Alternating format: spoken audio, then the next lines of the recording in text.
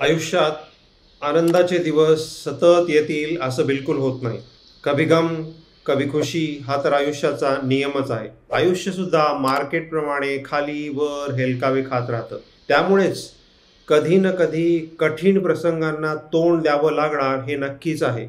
आणि महिलांसमोर असे कठीण प्रसंग खूप येऊ शकतात. जसे की लग्नानंतर घटस्फोट होणे, पतीची नोकरी जाणे किंवा स्वतःची नोकरी जाणे किंवा व्यवसायात नुकसान होणे आणि सगळ्यात कठीण प्रसंग म्हणजे आकस्मिकरित्या पतीचं निधन होणे.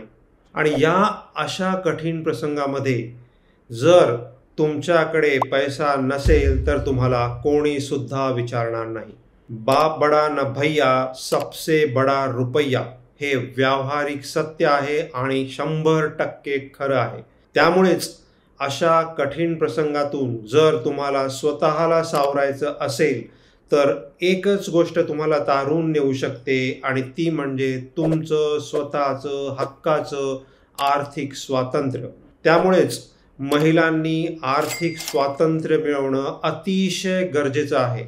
आणि जर आर्थिक स्वातंत्र्य मिळवलं तर तुम्हाला एकदम कॉन्फिडन्सली या जगात जगता येईल.